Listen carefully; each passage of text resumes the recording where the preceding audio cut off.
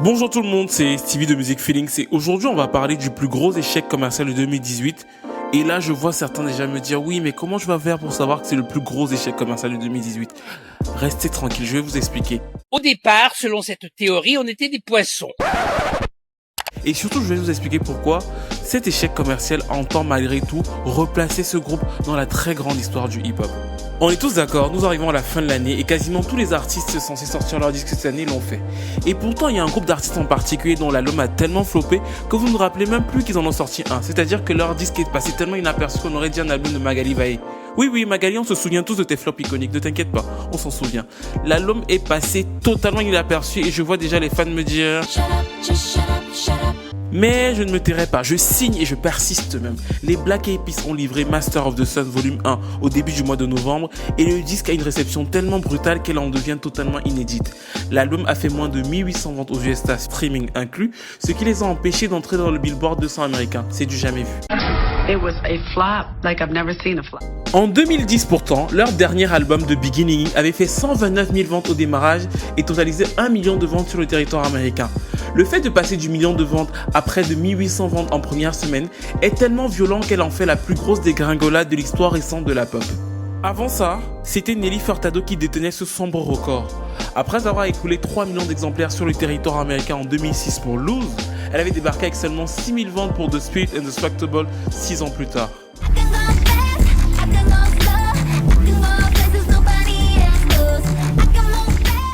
Cette violente chute qui avait été beaucoup débattue en 2012 a donc été prise de court par la formation originale de BEP. Oui, formation originale, tout est dans ce mot, tout est dans cette phrase. En effet, ce ne sont pas les Black Eyed Peas de Clignancourt, de Barbès qu'on a eu avec cet album. Ce sont les vrais, les durs, les bons Black Eyed Peas qui se sont débarrassés de la caution Fergie.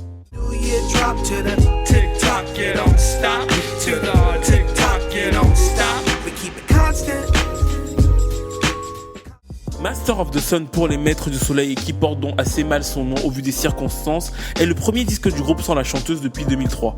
Faut bien comprendre qu'à la base les BEP sont un groupe de hip-hop alternatif qui est apparu sur la scène en 98 avec une idéologie anti-système souvent clairement assumée.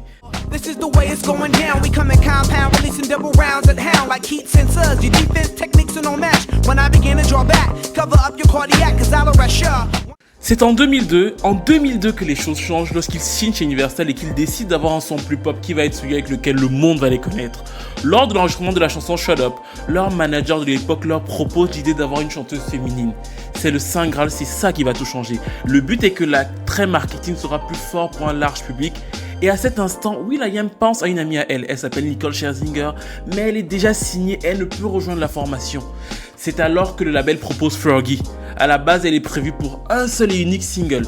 Ils finissent par convaincre les trois garçons d'adopter la jeune femme parce qu'ils estiment que son image sera plus facile à vendre. Elle est jolie, elle sait danser et en plus elle est blonde. Ils notent qu'elle est blonde et qu'elle ressemble donc de fait à plusieurs pop stars de l'époque comme Madonna, Britney Spears, Christina Aguilera. C'est l'argument marketing absolument parfait.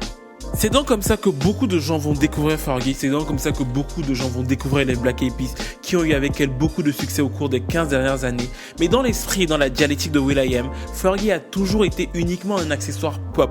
C'est quelque chose qu'il faut bien comprendre et intégrer, elle n'a jamais été dans l'ADN du groupe et c'est d'ailleurs pour ça que pour ce retour au hip-hop, il fallait couper le cordon avec elle pour en renouer un autre. Replacing Fergie, what's happening in the future? Journalists do a very good job of distorting reality. Well, give me the reality then. Reality is Black Eyed Peas is Black Eyed Peas.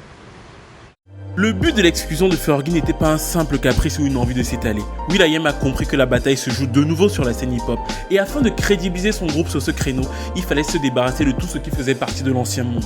Et en le faisant pas à la même occasion, rétablir l'ancienne histoire du groupe en faisant appel aussi bien au niveau des featuring que des textes à un public de puristes. I rock like that because I gotta like that. And I'm ill like that, skilled like that.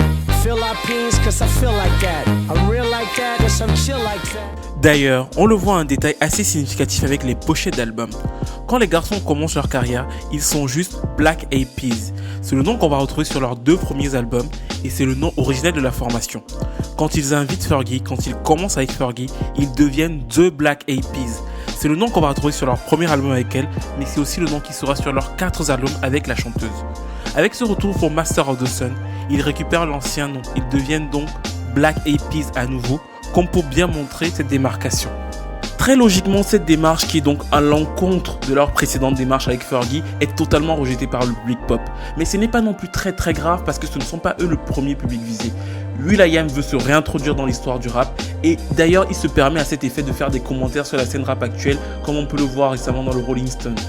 C'est l'ironie du sort. Après avoir quitté le hip-hop pour la pop puis l'électro-radio afin de vendre beaucoup, il se place dans le costume du tonton, nostalgie des textes sensés et des instrumentaux soul, reprochant même aux jeunes rappeurs de ne pas le faire. C'est non seulement hypocrite mais aussi assez délirant. Toutefois, ça lui permet de revenir dans le débat du rap, chose qui ne lui était pas arrivée depuis très longtemps. Cet album est donc malgré son échec commercial un projet d'image. Cela ne veut pas dire que Fergie ne reviendra jamais, au contraire, mais la scission sera claire dans la tête de tout le monde à ce moment-là. Du moins c'est ce que will.i.am espère. On se dira les BIP sont un groupe de rap engagés qui s'amusent quand ils font venir la petite Fergie. Is the label mad? Like, look, man. No, we've had like, I mean, I remember going into the record company and playing a lot of the music for this to support Masters of the Sun, and there's been times where they're like, actually 2 times, we need massive Black Eyed Peas global hits. will.i.am. I got a feeling. You know, something so massive. I'm like, but we've done that for y'all.